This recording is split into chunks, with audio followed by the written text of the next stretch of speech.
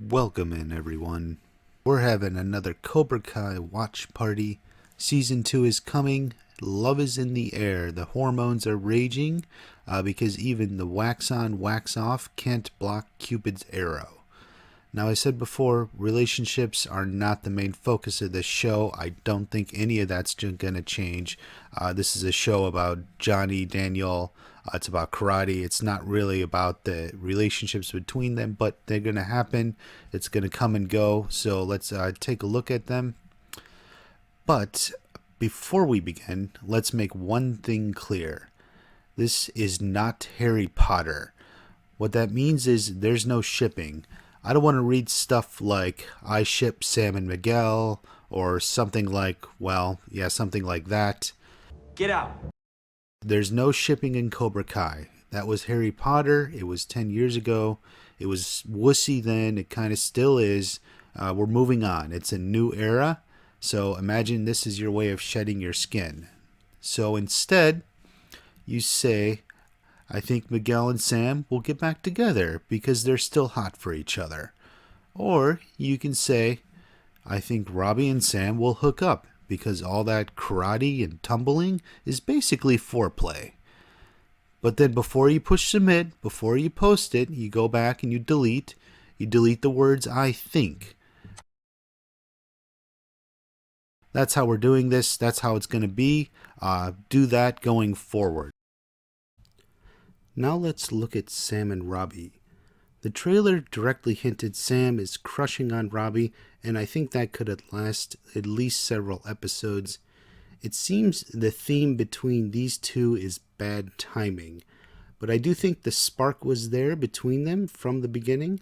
I would describe their first encounter as indirect flirting with a bottled excitement. They didn't consciously intend to do that, it just kind of happened. This is the sort of thing that will bury itself, then bloom up later. For Robby, I think it was fast, as he was clearly into Sam, and he was disappointed when he learned she had a... My boyfriend's probably wondering where the hell I am right now. Come on, let's go. I don't want to keep him waiting. Now, as I said before, I think the situation in Season 2 will reverse. Sam is crushing on Robby while he is focused on beating Cobra Kai and his father.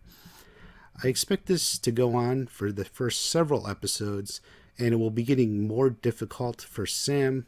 Falling in love is like being thrown off balance by another human being. If the writers are good here, they can work all this into the concept of Miyagi-Do karate with the balance. Even the most popular line from that movie Eat, Pray, Love was sometimes to lose balance for love is part of living a balanced life. So that, wait a second, holy shit, don't tell anyone I know that. This stuff I get dragged along to. Anyway, so the question is, how is she going to push things along? As we saw last season with Miguel, Sam is perfectly willing to go full Dothraki war rider on a guy who isn't moving fast enough for her. Now, I don't think it will be as direct early on. Instead, it may be more indirect or innuendo. This is where a lot of the humor could potentially come from. She says, like Robby feels special. You're the first guy who could ever get me wet. And Robbie's like, what? And then she's like, yeah, that balance pad was crazy. Now, you've seen this joke before. What were you thinking for sex? So I think ours is female. Yeah, it's actually just the same joke. So see if Sam continues to sort of follow the archetype of the sexually aggressive female. This is a type of character that has gotten a lot more common since the early 90s. I suspect she will continue to be written in this manner, whether it is like directly with her Mother of Dragons impression or indirectly with the suggestive humor. For Johnny and Daniel, I don't think there is much in store for them in the relationship department. Daniel will have various marital humor and maybe marriage jokes with his wife and that sort of plot line.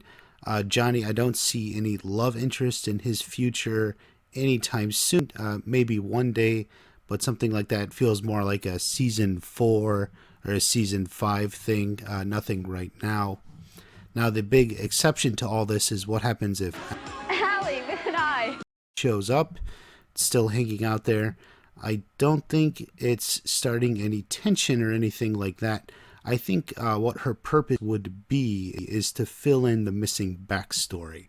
Karate Kid 2 begins with Daniel talking about how his girlfriend dumped her, but we never really know why, and certainly we never hear her side of the story. It's ditto with Johnny. I think it is that gap in the story that bringing Allie back would fill. It would complete and round out the story. I talked about it a little. Check out the end of my last video where and when I think she will show up. Now, I was coming into this wondering if Moon was even going to be in season 2. Wasn't sure her or Yasmin. I did think that was Moon talking to Sam in the trailer. Just her voice, we didn't see her. But luckily I was able to call in some favors, and I was able to get this screenshot of Hawk and Moon at Cobra Kai. So we know Moon will be back in season 2. The relationship in many respects seems the most up in the air. Like, this thing could go in any direction. We know Moon was pretty dedicated to him at the end of season 1, and obviously Hawk was into her. The question is, how do they hold up as Hawk goes down a darker path in season 2? Perhaps the best explanation is, how will Moon handle the fact that Hawk keeps losing to Robby? Remember, he lost to Robby at the tournament. I mean, it's disqualification, but he lost. Then he gets reprimanded in class. We see he's losing the mall fight. For a guy in Hawk's position, one of the worst things after losing a fight like that is to then hear your girl complaining to you about it. If she starts nagging him that he keeps losing and why can't he be a winner like the other guys, it's clear to see how certain teachings could become attractive. The fight is only over when you say it is. So you can see why Hawk would embrace that lesson. Now, obviously, this is a lot of speculation. We don't have much to go on for these two. All we can do is just try to... Okay, yes, this picture is actually just from Hannah Keppel's Instagram. The truth of the matter is, my spies have a lot more important things to be doing than tracking down Cobra Kai shots. Now we end with the relationship between Miguel and the new girl Tory. We don't actually know for sure they will be in a relationship this year, but odds seem likely based on hints in the trailer and just based on common sense of what would be going on over the season. Now, if you saw my last video, you would remember this, as in, this girl is definitely bad news. Actually, in the trailer, you can even hear Miguel's mom say, "These things don't end well." I think the odds are she's actually talking about him and Tory. She's warning him about his relationship with a crazy girl. She knows that stuff doesn't go well. However, this could be the most dramatically interesting relationship if they have a pull on each other. What I mean is, if we see she has a bad influence on Miguel, but it's possible at the same time Miguel is actually a very positive influence on her. Miguel can do this. We've seen him do this before. Maybe there's a smarter way to fight back? How about this? How about when someone makes you angry, you make a fist like you're gonna punch them, but don't punch them? He could be the same for his new girlfriend. Now, many of my awesome commenters have suggested that perhaps the big girl versus girl catfight, girl versus girl, is it girl on girl, girl versus girl catfight, is because Sam shows Miguel what kind of bad influence his girlfriend is having on him. If this happens and he breaks up with her when she's getting things in order, consequences could be severe.